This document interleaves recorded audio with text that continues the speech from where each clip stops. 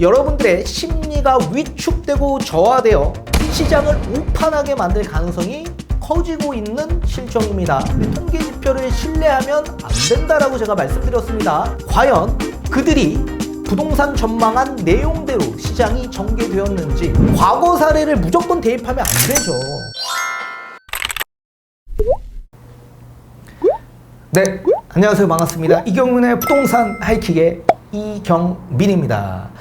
자, 한국건설산업연구원에서 2024년 부동산 가격이 2% 정도 하락할 거다라는 전망 발표가 나왔습니다. 지금 부동산 시장에 있어서 관망세가 지속되고 있는 이런 상황에서 심리를 자극시키는 부동산 폭락에 대한 뉴스 기사, 매스컴들의 영상들, 통계 지표들, 그리고 연구원들의 보고서 자료 발표로 인해서 여러분들의 심리가 위축되고 저하되어 시장을 오판하게 만들 가능성이 커지고 있는 실정입니다. 자, 집이 없는 무주택자 입장에서 바라봤을 땐 결국엔 믿을 수 있는 건 통계 지표이고, 또 행정학, 경제학, 부동산학의 학사, 석사, 박사 학위를 딴 연구원들이 낸 이런 여러 가지 보고서 자료들을 맹신할 수밖에 없을 겁니다. 제가 예전 강의 영상에서 뭐라고 얘기했냐면, 부동산 시장에 후행하는 건 통계 지표이기 때문에 통계 지표를 신뢰하면 안 된다라고 제가 말씀드렸습니다. 참고용이지 그거를 100% 맹신하면 무조건 실패한다라고 말씀드렸죠. 그런데 연구원들의 이 자료들도 결국엔 통계 지표를 대부분 기반해서 만든 보고서이기 때문에 그 또한 마찬가지 신뢰하시면 안 된다라고 강조드리고 싶습니다. 자, 왜 그러는지 뒤에 2022년도 한국건설산업연구원에서 2023년도 부동산 전망에 대한 발표가 있었습니다. 어떤 내용으로 수록되어 있었는지, 그리고 2023년 상반기 때 발표한 2023년 하반기 부동산 전망에 대한 보고서 자료도 함께 살펴보는 시간을 가져보도록 하겠습니다. 과연 그들이 부동산 전망한 내용대로 시장이 전개되었는지 알아보는 시간을 가져보도록 하겠습니다. 자, 내년도 전국 주택 매매 가격이 2% 정도 하락하고 건설 경기 부진도 계속될 것이라는 전망이 나왔습니다. 자, 고금리 장기와 경기 둔화 우려 등이 겹치면서 현재 수준의 주택 거래량과 가격 상승세가 지속되기는 어려울 것이라는 이유에서 이런 내용들이 나왔다고 합니다. 자, 한국건설산업연구원은 이 건설 부동산 경기 전망 세미나에서 전국 집값이 올해 4분기 보합세를 기록한 뒤 내년에는 2% 정도 내릴 거라고 전망했다라고 합니다. 자, 특히나 이 김성환 부연구위원은 올해는 정부가 연초 규제 완화를 통해 시장 하방 압력이 다소 누그러졌고 정책금융과 장기주택 담보대출 상품이 잇따라 출시되면서 3분기에는 주택가격 상승세가 나타났다면서도 2024년도에는 정책 대출을 포함한 전반적 대출 태도의 경직성이 강화되고 고금리 장기화가 우려되면서 주택시장이 하락 반전할 거라고 내다봤다고 합니다. 자, 이따 뒤에 보고서 자료를 볼 텐데, 그 보고서 자료 2022년 11월 달에 발표된 2023년 부동산 전망에 대한 보고서 자료도 이 김성환 부연구위원이 작성한 보고서입니다. 자, 그 당시에 뭐라고 2023년 부동산 전망을 예측했는지 알아보는데, 그 당시에 부동산 가격이 하락할 거다라고 전망을 했는데 어떻게 됐죠? 오히려 3분기에 주택가격이 상승했다라고 나타났죠. 또 2023년 상반기에 발표됐던 2023년 하반기에도 집값이 하락할 거다라는 보고서 자료가 나왔습니다. 그런데 어떻게 됐죠? 인정을 했습니다. 3분기에 주택가격 상승세가 나타났다라고 인정을 했죠. 자, 그런데 2024년에도 또 똑같이 집값이 하락할 거다라고 전망하고 있는 겁니다. 자, 반면 전세값은 내년에 2% 정도 오를 거라고 전망했다라고 합니다. 전세자금 대출 금리가 하락하고 있고 매매 수요 축소로 인한 전세 수요 유입이 있을 거라고 예상했다라고 합니다. 자, 건설 경기는 내년 반등을 기대하긴 어렵다라는 목소리가 나왔고, 내년 국내 건설 수준은 올해 대비 약 1.5% 줄어든 상황으로 예측했다라고 합니다. 건설 투자 규모도 마찬가지 0.3% 줄어든 수치로 전망했다라고 합니다. 자, 그렇다면 지금 이 건사년에서 예상했던 부동산 전망 보고서 자료를 한번 살펴보도록 하겠습니다. 자, 앞에 우리 자극적인 이런 부동산 하락에 대한 뉴스 기사들, 그런 기사 하나하나만 보더라도 심리를 움직일 수 있습니다. 자, 이렇게 지금 매수 매도에 대한 줄다리기가 팽팽한 상황에서 그런 기사거리 하나만 보더라도 어떻게 됩니까? 심리가 위축되고 저하됩니다. 그러면서 시장을 오판하게 만들 가능성이 굉장히 커지고 있는 게 지금의 현재의 실상입니다. 따라서 그런 자극적인 부동산 기사 또는 이런 잘못된 분석들을 보고 접근하면 실패할 가능성이 커질 수밖에 없겠죠. 자, 당연히 부동산 전망하는 거에 있어서 100% 전부 다 맞아 떨어질 가능성은 굉장히 희박할 수밖에 없겠죠. 다만 우리가 큰 틀에서 본다면, 세부적으로 본다면은 당연히 어느 정도의 차이가 있을 수는 있겠지만 큰 틀에 대한 내용은 틀리면 안 됩니다. 그런 보고서 자료나 기사들로 인해서 대다수의 분들이 오판에서 또 리스크가 생길 가능성이 굉장히 커지고 있기 때문에 그렇죠. 자, 그렇다면 한번 2022년 11월 7일 날 발표되었던 앞에 뉴스 기사에 나왔던 건사년에 예측했던 2023년 부동산 전망 보고서 자료를 한번 살펴보도록 하겠습니다. 자, 2023년 주택시장 매매가격 전국 2.5% 정도 하락할 거다, 그렇게 전망을 했습니다. 그리고 전세가격은 2022년 하락세를 종료하고 0.5% 정도 상승할 거다, 이렇게 얘기했는데 전세가격이 0.5%밖에 상승하지 않았습니까? 엄청나게 상승되고 있는 상황이죠. 그리고 매매가격은 지금 2.5% 정도 하락했습니까? 엄청나게 많이 상승이 되고 반등되어 있는 상황이죠. 따라서 이 보고서를 보고 만약에 2023년 매매, 아파트나 부동산을 매매 또는 매도를 계획하셨던 분들 입장에서는 시장을 오판해서 큰 리스크가 생겼을 가능성이 매우 컸을 거다라고 보여집니다. 자, 2022년 시장 매매가격 상승기를 마무리하고 하락폭이 커지면서 시장의 불안도 확대될 거다, 이렇게 2023년을 전망했는데 시장의 불안이 확대됐습니까? 집값 상승에 대한 불안이 더 확산돼서 불안이 확대되었던 상황으로 전개된 거죠.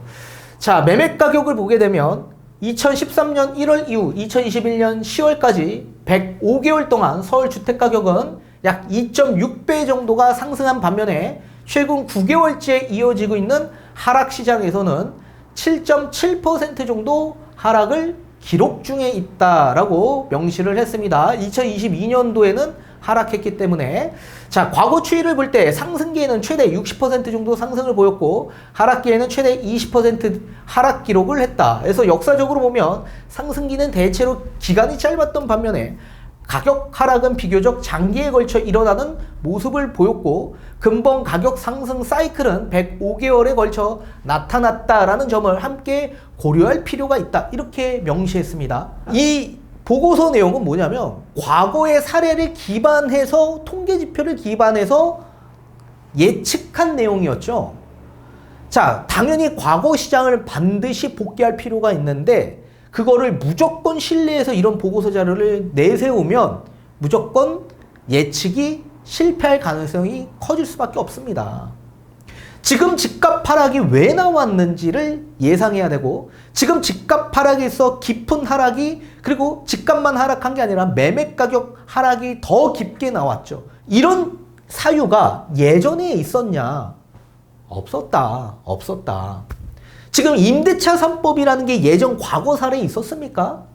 없었죠. 그러니까 과거 사례를 무조건 대입하면 안 되죠. 임대차 3법으로 인해서 전세 가격 하락폭이 워낙 컸기 때문에 매매 가격도 하락폭이 컸었던 겁니다. 따라서 그런 것들이 예전 과거 사례에 다 수록되지 않았었기 때문에 이런 과거의 지표만 보고 통계 지표를 기반해서 예측한 보고서 자료를 보고 맹신하면 무조건 실패할 가능성이 있다는 얘기죠. 그리고 제가 보는 관점에서는 상승 주기의 주기가 훨씬 더 길지 어떻게 하락 주기의 주기가 길다고 예측하고 있는 겁니까? 그리고 제가 생각한 2013년은 부동산 가격이 하락했던 시점인데 2013년 1월부터 상승 주기로 보고 있는 겁니다. 완전히 잘못된 상황이죠.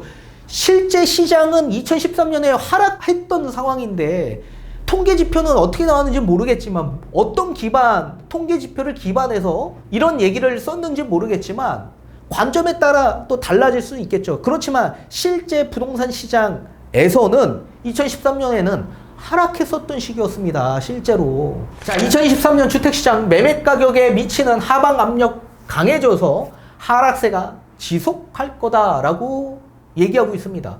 그럼 이런 보고서를 보게 되면 어떤 생각이 듭니까? 2023년 집 사면 안 되겠네. 집 사면 안 되겠네. 이런 생각을 할 수밖에 없는 여러 가지 보고서 내용들이 나와져 있습니다. 자, 이번 정부 들어서 지속했던 규제 완화는 기존 주택 정책과는 달리 1주택자를 주택 구매의 잠재 수요로 포섭했다라는 측면으로 이해할 수 있지만 맞습니다. 이번 규제 완화는 1주택에 대한 잠재 수요로 볼 수 있었습니다. 자, 그런데 1주택자는 현재 시장을 부양할 수 있을 정도의 규모는 아닐 거라고 전망했습니다. 지금 집값 반등이 누구 때문에 나온 거죠? 1주택자 갈아타기 때문에 집값 반등이 이어진 겁니다. 따라서 가장 시장을 부양했던 수요는 1주택 수요였습니다. 1주택 수요. 자, LTV 규제 완화에도 불구하고 지난 7월 1일 시행된 강화된 DSR 규제에 의해 규제 시행 이전 대비 주택담보대출 한도가 최대 40% 정도 감소할 것으로 예상한다라고 했습니다. 자, 주택담보대출 한도가 감소되었습니까? 오히려 증가되었습니다. 그죠? 그 외에 금융규제가 완화되었지만 주택가격이 하락하는 시기에는 대출 수요자들이 대출을 줄이는 행태를 보여왔기 때문에 가계대출이 급격히 증가해 가격을 떠받치리라 예견하기 어렵다라고 명시했습니다.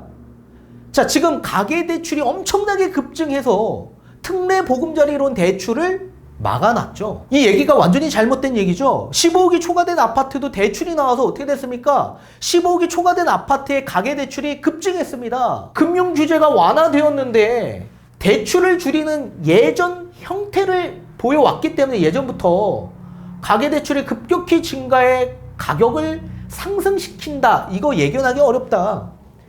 이 얘기는 결국에 이 보고서 자체가 예전 과거 사례를 기반해서 만든 보고서 자료라고 볼 수밖에 없죠. 무조건 그렇게 신뢰해서 과거 사례를 신뢰해서 작성을 하면 오판할 수밖에 없다.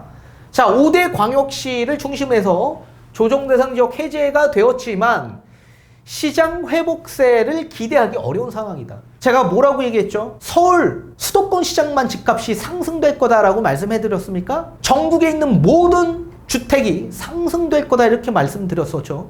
자, 코로나 이후에 전국에 있는 모든 집값이 상승되었습니다. 그리고 매매 가격뿐만 아니라 전세 가격도 상승되었죠. 그리고 금리가 인상이 된 이후부터 전국에 있는 모든 부동산 가격이 하락했습니다. 매매뿐만 아니라 전세 가격도 동시동반 하락했죠. 자, 그렇다면 앞으로 시장은 어떻게 된다 그랬습니까? 동시동반 집값, 매매, 전세가 상승이 될 거고 전국 집값이 같이 떨어졌기 때문에 같이 상승하는 계기를 만들 거다 이렇게 제가 말씀을 해드렸었죠. 다만 시차를 둔 상황에서 상승이 이어질 거다. 따라서 5대 광역시뿐만 아니라 지금 지방에 있는 아파트 가격도 상승 중에 있기 때문에 잘못된 판단이라고 보여집니다. 그리고 여기 조그만 글씨로 뭐라고 적혀있냐면 규제 완화 이후에 경과 기간이 짧아서 지역별 공인중개사를 대상으로 한 설문조사에 의존한 자료를 활용하였음이라고 명시되어 있습니다. 조그맣게. 누가 이거 봅니까? 그냥 큰 것만 보죠. 집값 뭐라고 했습니까? 2023년 주택시장 매매가격 전국 2.5% 하락. 이 큰 제목만 보고 여러분들 부동산 시장을 판단하는 분들이 대다수일 겁니다. 따라서 이렇게 자그마하게 명시된 글씨를 보지 못하고 시장을 오판하는 분들이 너무나도 많이 생겨나고 있다. 아니, 이 보고서 자료를 공인중개사한테 그냥 전화해서 물어봐서 어느 지역에 몇 명의 공인중개사라고 적혀있지도 않고 그냥 지역별 공인중개사를 대상해서 이렇게 조사한 내용으로 기재한 거다. 이렇게 얘기한 겁니다. 그렇다면 2023년이 되었습니다. 2023년 하반기에 부동산의 경기 전망을 어떻게 예측을 했는지 한번 살펴보도록 하겠습니다. 자, 매매 가격은 수도권 일부 지역에서 반락에 이은 기술적 회복이 있을 수 있겠으나 전반적으로 보합세를 보이고 지방의 어려움이 확대되면서 전국 4.8% 하락할 전망이다 라고 명시했는데 오히려 엄청나게 상승되었죠. 하반기에 엄청나게 상승되었습니다. 실제 집값은. 전세는 5월까지 6% 하락했으나 하반기 전세보증금 리스크 경감하면서 낙폭을 줄여서 연간 8%, 따라서 하반기에 2% 정도의 하락세를 예상한다라고 했습니다. 하락했습니까? 전세 가격이? 지금 지방에 있는 전세 가격도 엄청나게 올라가고 있는 실정인데 지금 하락했습니까? 어떻게 2023년 상반기에 하반기를 전망한 이런 보고서 자료도 시장과는 완전히 괴리를 둔 상황에서 보고서 작성을 했는지 저는 도통 이해가 가지 않습니다. 2023년 상반기 주택시장은 규제 완화가 시장에 영향을 줬다라고 판단을 했습니다. 자, 앞에 2022년도에 전망한 건 뭐라 그랬습니까? 2023년 부동산 가격 하락할 거다. 규제가 완화가 되어도 하락할 거다. 그렇게 명시하지 않았습니까? 근데 규제 완화가 돼서 시장에 영향을 주었다. 그리고 36조 원에 달하는 정책 금융으로 인해 수도권을 중심으로 자금 유입 수준이 당초 예상보다 컸다. 예상보다. 그래서 대출을 받아서 집을 산 분들이 예상보다 많아서 집값이 상승되었다. 이걸 인정한 겁니다. 그죠? 자, 그리고 최저가 매물이 소진되며 저점을 보인 이후에 소폭 상승세를 보이면서 수도권을 중심으로 기조효과에 의한 상승이 나타날 가능성이 있다라고 명시를 했습니다. 그리고 심리가 일부 회복되었음에도 불구하고 여전히 과거 대비 부담스러운 수준의 금리와 가격 수준, 경기 둔화 등 그 영향으로 인해서 시장이 부진한 만큼 거래 활성화가 지속되리라 기대하기 어려우며 1주택자들의 이동 역시 시장을 부양할 힘을 가지고 있다고 보기 어렵다라고 판단하고 있습니다. 저랑은 완전히 반대로 해석하고 있는 입장인 거죠. 자, 거래가 평균 거래량이 밑돈다라고 하더라도 집값은 상승될 수밖에 없다. 제가 말씀드렸었죠. 그리고 이미 부담스러운 수준의 금리, 지금 기준금리가 6회 연속 3.5%를 동결하고 있는 상황인데 부담이 되나요? 부담스러운 금리, 주택담보대출 금리가 상승이 된다고 하더라도 상승이 되었다가도 하락되는 경우가 있죠. 시장금리가 변동하기 때문에. 그리고 지금 금융당국의 모기지 정책의 상품들도 있지 않습니까? 그런 상품들의 수혜를 누가 받았습니까? 1주택자가 받았죠. 1주택자. 원래 무주택자한테 그런 금융 지원을 해줘야 할 상품이었는데 1주택자까지 늘린 거 아닙니까? 근데 1주택자들 때문에 부양할 힘을 가지고 있다고 보기 어려웠다. 이렇게 얘기하고 있는 겁니다. 그리고 경기 둔화, 이미 경기가 계속 둔화하고 있죠. 예전부터.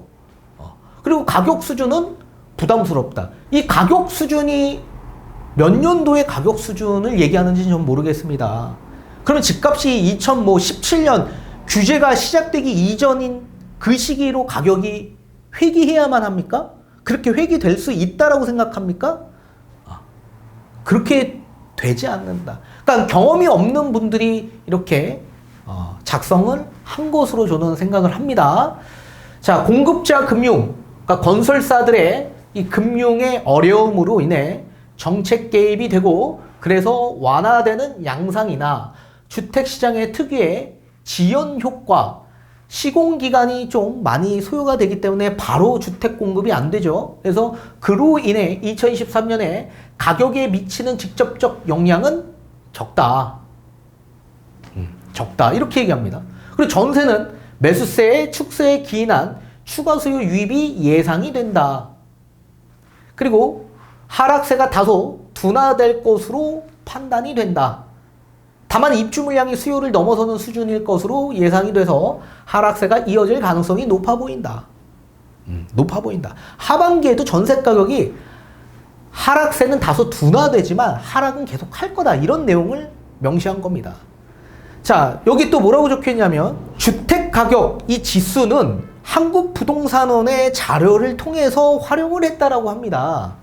다만 2013년 하반기와 연간 등락은 한국건설산업연구원에서 전망한 전망치라고 얘기하고 있습니다.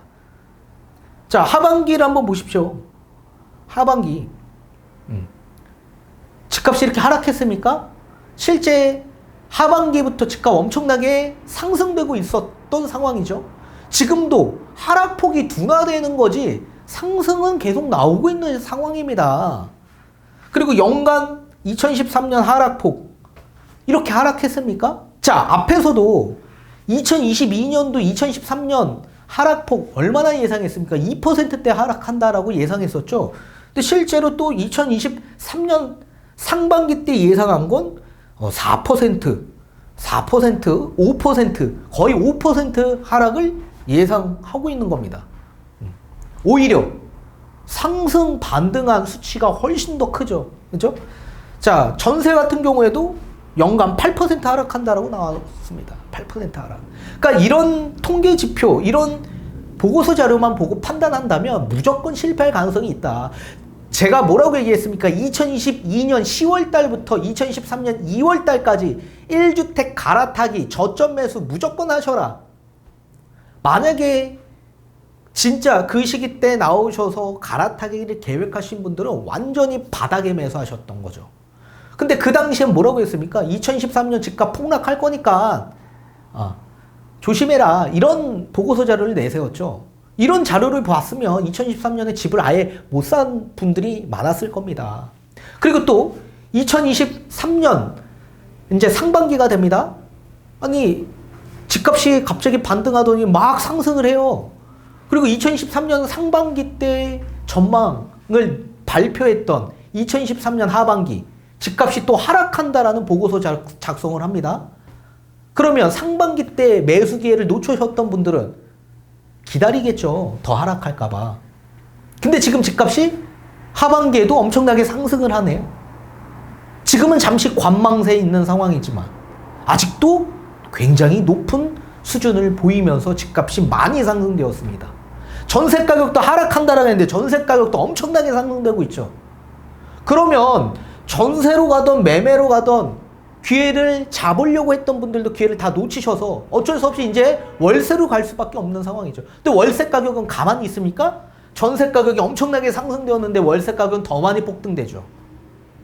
그러니까 그런 분들은 통계 지표를 기반해서 100% 신뢰하시는 분들 또는 이런 공신력 있는 연구원들의 자료를 보고 판단하시는 분들 시장을 오판하고 리스크가 엄청나게 생길 가능성이 매우 커진다는 얘기입니다. 반드시 시장의 임장을 나가보셔서 분위기를 돌아보시고 그리고 주변의 아파트 가격이 얼마만큼 상승이 되었고 저점에서 얼마만큼 상승되었는지 판단하고 여러분들 행동으로 옮기셔야만 합니다.